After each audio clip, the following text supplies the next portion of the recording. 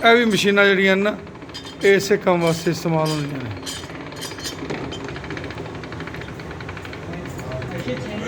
ਜੀ ਸਲਾਮ ਅਲੈਕਮ। ਵਾਲੇਕੁਮ ਸਲਾਮ। ਦੋਸਤਾਂ ਨੂੰ ਜੀ ਵੇਖਣ ਵਾਲਿਆਂ ਨੂੰ ਵੀ ਕੀ ਹਾਲ ਚਾਲ ਹੈ? ਖੈਰ ਸ਼ੁਕਰ ਹੈ। ਤਬੀਅਤ ਸੇ ਠੀਕ ਹੈ? ਪਹਿਲਾਂ ਟੋਟਾ ਕੱਟਿਆ ਗਿਆ, ਦੁਬਾਰਾ ਬਣਾਉਂਦੇ ਹਾਂ ਆਪਾਂ। ਸਹੀ ਹੈ। ਹਾਂ, ਆ ਜਾ ਤੈਨੂੰ ਇੱਥੋਂ ਚੂੜੀਆਂ ਚੱਕ ਕੇ ਵਿਖਾਵਾਂ ਦੁਬਾਰਾ।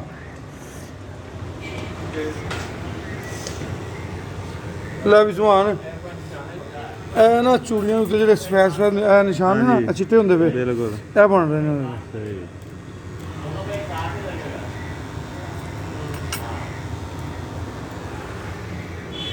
ਉਹ ਸਾਡਾ ਨਿੱਕਾ ਸ਼ਹਜ਼ਾਦਾ ਜੀ, ਚੰਦੇ ਮਖਤਾਬ, ਕੀ ਹਾਲ ਚਾਲ ਹੈ ਜੀ? ਠੀਕ, ਤਬੀਅਤ ਸੇ ਠੀਕ ਹੈ। ਇਹ ਜੀ ਉਹ ਜਿੱਥੇ ਸੋਨੇ ਨੂੰ ਕਹਿੰਦੇ ਝਟਕਾ ਲੱਗਦਾ ਨਾਲ ਕਸਟਮਰ ਨੂੰ ਵੀ ਲੱਗ ਜਾਂਦਾ, ਇਸ ਤਰ੍ਹਾਂ ਨਹੀਂ ਹੈਗਾ।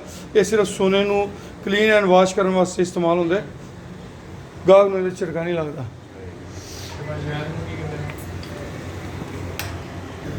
ਲੋ ਜੀ, ਇਹ ਜਿਹੜੀਆਂ ਮਸ਼ੀਨਾਂ ਨੇ ਇਹ ਸਾਰੀਆਂ ਦੀਆਂ ਸਾਰੀਆਂ ਇਹ ਚੂੜੀਆਂ ਦੀ ਬਣਾਈ 'ਚ ਇਸਤੇਮਾਲ ਹੁੰਦੀਆਂ ਨੇ।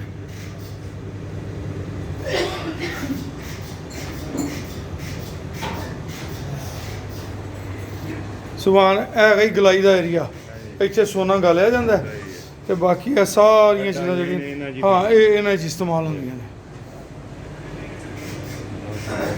ਤੇ ਪੂਰਾ ਏਰੀਆ ਇਸੇ ਚੀਜ਼ਾਂ ਦਾ ਹੀ ਹੈ।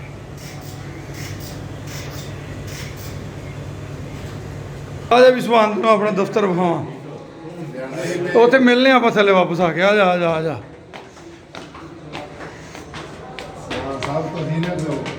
ਆਹੋ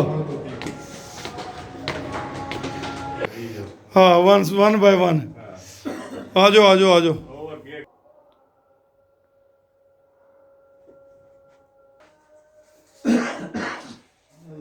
ਨਹੀਂ ਨਹੀਂ,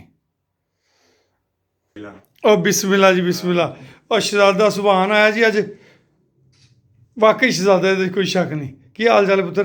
ठीक है, तबीयत से ठीक है? अल्हम्दुलिल्लाह। चलो माशाल्लाह, अल्लाह सेहत तंदुरुस्ती देवे।